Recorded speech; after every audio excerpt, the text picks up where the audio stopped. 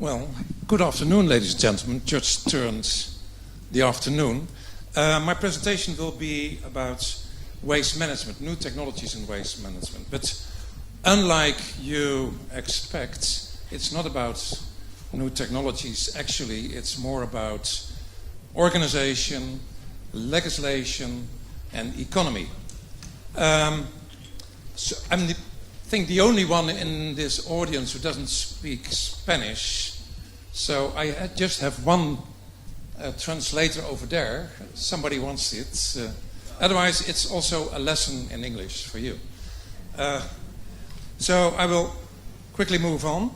Introducing first a small introduction of the Netherlands, and then a sort of overview of different phases in waste management.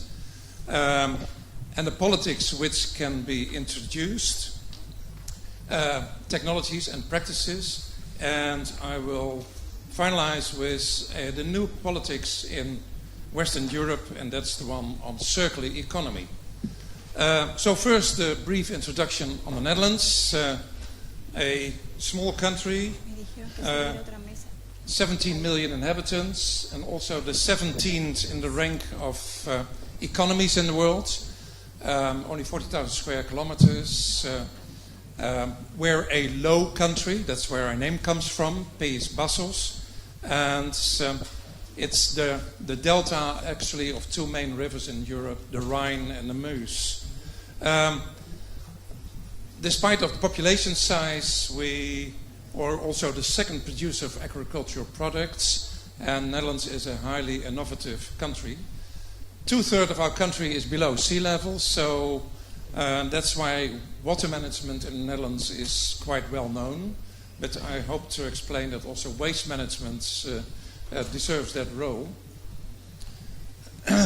So the different phases in waste management. These phases we went through in the Netherlands, starting at about 1875.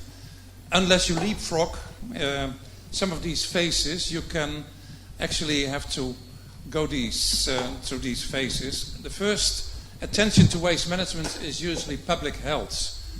Waste is a source of diseases, and so the first initiatives in many countries is to focus on this, focus on collection of the waste, and so to avoid the waste and sanitation being a risk for public health.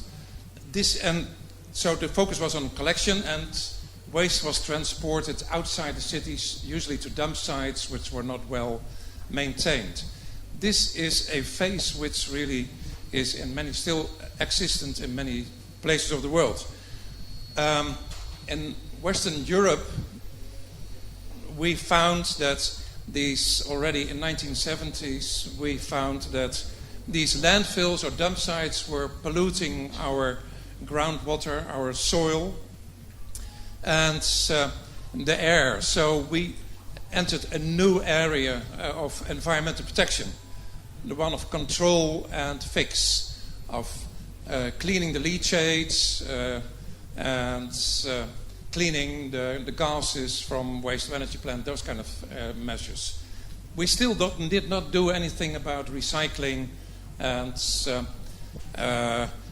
diverting waste from landfills. That was only in 1990s when we really faced a sort of waste crisis, and there is a saying which says, never waste a good crisis, because at that moment everybody wants to find a solution and everybody needs to cooperate. So that's what happens in the 1990s in the Netherlands. We introduced integral politics. As you can see in the graph as well, it's in Spanish, so if you don't understand my language, you can all still read the slide. So the collection phase was really based on the municipal authority. The control and fix phase was upscaled to regional, provincial level, and for the integral politics, we are at a national level. And we introduced recycling, we institutionalized recycling. We introduced systems of extended producer responsibility. We introduced landfill bans, landfill taxes, and we stimulated recycling a lot. So that was really a very important phase. From then on, less waste was going to landfills, and actually we ended this phase recently because we reached everything you can reach with these traditional waste policies.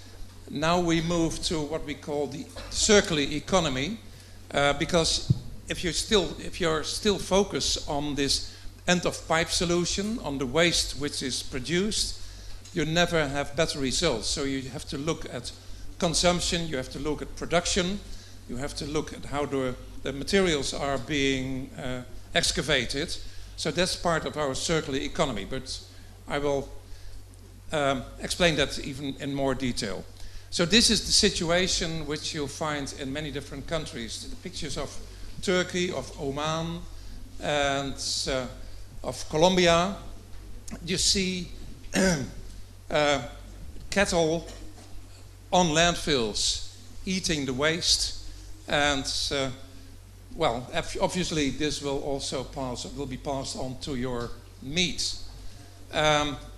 These are pictures from Morocco, from Tanzania, and from India, and you see waste pickers everywhere, the catadores, which are in many countries all over the world. Only in the Western world we hardly see catadores, but many other parts of the world you see those who try to get some income from recycling. And in those countries, these people are the only ones who recycle because the government is not active in this field. They just still collect the residual waste and put it on the dump sites and not being involved in formal system of recycling. Different countries, different birds. Goosebills in South Africa, storches in Morocco, and the vultures which are here in Panama, but also in Colombia and other places. But actually it's still indicating that there's still a lot of organic waste in the landfills, and the organics are the main source of the methane emissions, the landfill gases, of the leachates, and of the pest animals. So that would be the first step to reduce. So this is the sort of worldwide picture, and you can see that landfilling or dumping is still the most practiced way of treating waste by far. Recycling, waste to energy, composting, and other materials technologies are not that common. And on the right-hand side, you see that in low-income countries, dumping and landfilling is still most practiced, while in the higher income countries, recycling, composting, and all these technologies are being practiced as well. Looking at the amount of waste in the future and the cost of waste in the future, you see that in many countries, low-income countries, less than 50% of the citizens are served by a waste collection system, which means that it's okay. So in low-income countries, the collection rate is really very low, and this is really a threat to the public health and to the environment. Waste should be collected. It's the source of diseases like cholera, for instance, still in many of the big cities. And here it shows that in the future, proportionally in the low-income countries, the cost will be increased a lot. So in the middle and high-income countries at a lower proportional rate. And even in our country, the cost of recycling, of cost of waste management is reducing because we have a highly recycling system. And here it shows again from the low-income countries who are focusing on collection, but still there is a low level of covering of the citizens. And while in In other countries, the part of the cost going to collection is rather low.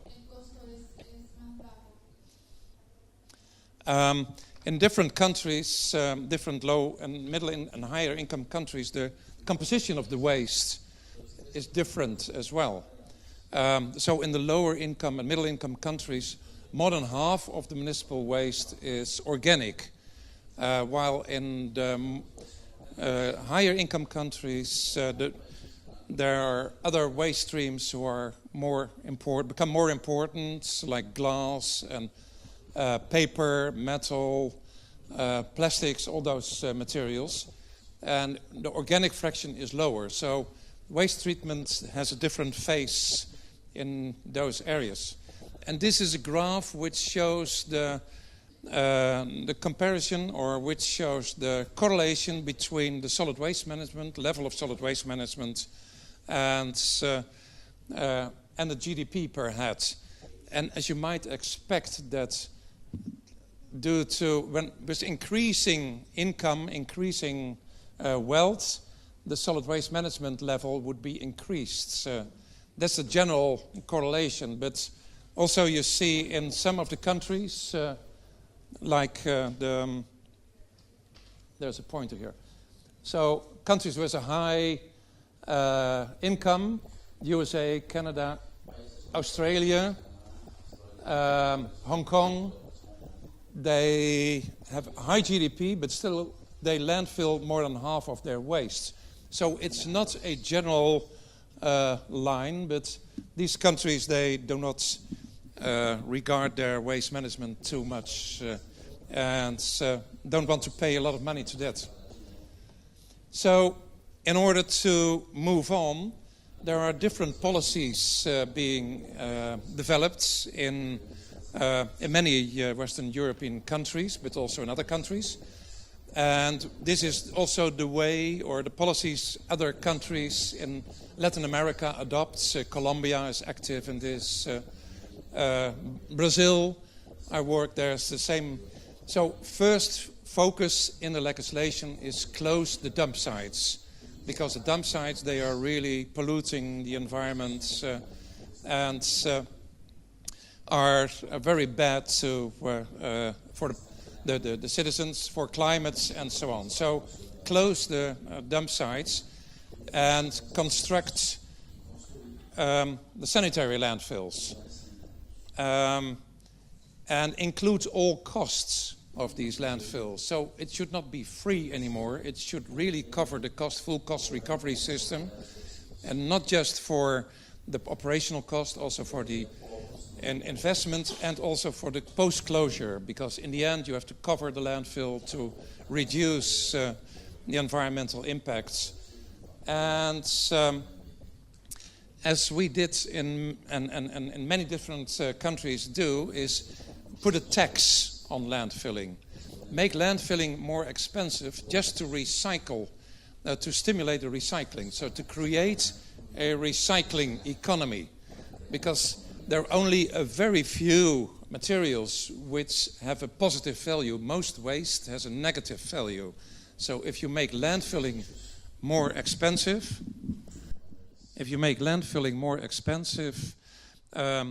recycling will be more rewarding, and so it will be, you create a market for that. And if you want to move towards waste to energy, just plan it only for residual waste, so not for all mixed waste, but only for the waste which remains after recycling. So strict environmental regulations, enforcement, educate citizens, of course, ambitious targets, set up monitoring systems, and control and regulate all the activities, especially in for the rural areas. Set up corporations of municipalities. The municipalities themselves are too small to really adopt all these measures. So cooperation of municipalities, regional cooperation of municipalities, is a very important one. And compare their performance, and that was a very, very important step in many countries as well. Introduce extended producer responsibility. Extended producer responsibility means that the one who puts a product on the market has to collect it and recycle it and pay for the whole system. So if you buy this product in many countries, the cost of collection and recycling is already included. So you don't pay it as a citizen, but you pay it as a consumer. And by that, you include the organizing capacity of the industry in doing this and make them responsible. And there are some other advantages in this as well. So, but the first important step actually is to close the dump sites and introduce a tariff system and cover a fee and ask a fee for all the total cost. And since the organic fraction is really the largest fraction, really focus on this organic fraction. Make sure that this will not end up in landfills. And there are rather low-cost solutions for that, windrow composting, which is obviously often competing with high cost of transportation to regional landfills. There are other systems as well, which are more costly, but the landfill, the windrow composting is a very attractive system. And so separate the organics, and when you separate the organics, you can produce a high quality fertilizer by means of anaerobic digestion, but also by composting, and collect the recyclables separately as possible. But you can also choose for a system of wet and dry, which is chosen in Brazil and in South Africa and many other countries. And if you have collected a mixture of recyclables, you can set up a system for sorting all the materials. So instead of having the catadores at the landfills, you can build these facilities where in good labor conditions and with on good public health conditions, people can do their work, better condition than on the landfills. This is a picture from Cape Town. But there are also another on the right-hand side, and on the top there is a system which is applied in Morocco, in Rabat Saleh, their capital city, in which the dump site was turned into a sanitary landfill, and the new owner said, I don't want the catadores on my landfill, and he built this rather simple material recycling facilities, and the people who were catadores on the landfill are now employed in this facility. So that's a very good step you make. I mentioned the extended producer responsibility. In Europe, there are many different systems for extended producer responsibility, but also in Brazil, in Colombia, and Canada, many other, even China. India is moving to this system. And with this system, you create a stable collection system. And you create a environmental responsibility behavior. It contributes also to design for recycling. And these systems, they prevent illegal dumping of these materials and illegal export. And they give their annual reports to us in which they show their performance. And these systems turn out to be very effective. So in Europe, this is by law for all the 28 different countries. They have to introduce these extended producer responsibility system. And what I mentioned already, they introduce new money in the system as the fee of the products which you recycle. more advanced systems, you can introduce collection systems, underground containers, but that's a more costly system. In our country, interesting because we have high labor cost, but in lower and middle income countries, you don't want to exclude people from labor. You want to introduce them in this market. So, so this is only for people with countries with high labor costs, which introduce these systems, which and waste to energy. But I will come to that as well. And then when you introduce more advanced systems, make sure that the one who tries to sell you this, the supplier, is experienced as well. So this is a quadrant which says that if there's a proven technology but supplied by an inexperienced supplier, you have a risk. And the same with non-proven technology, but with an experienced supplier, you have a risk.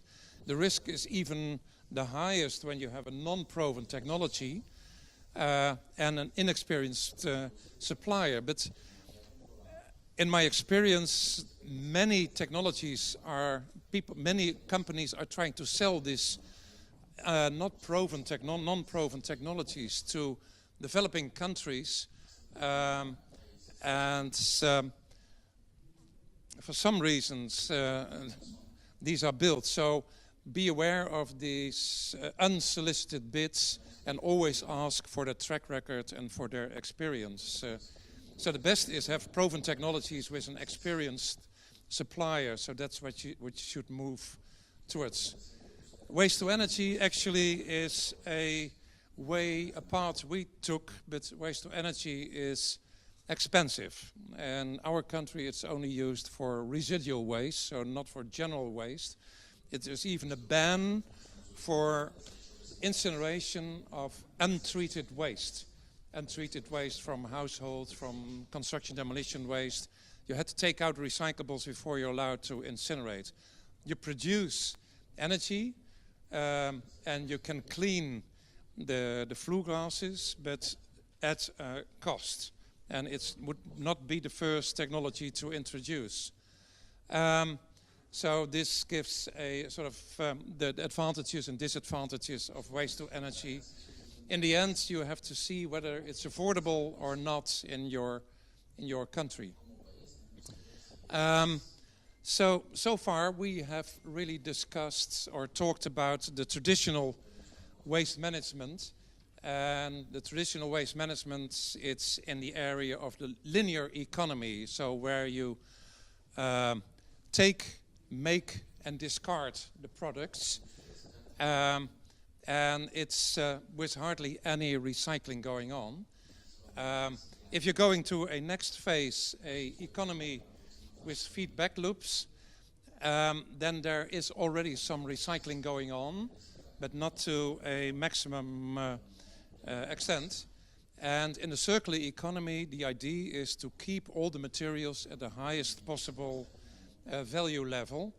So to optimize and reutilize materials and to make a change from fossil-based non-sustainable products to the abundant, available, renewable products, and also to create a new way of production, new business models, and also new consumption models.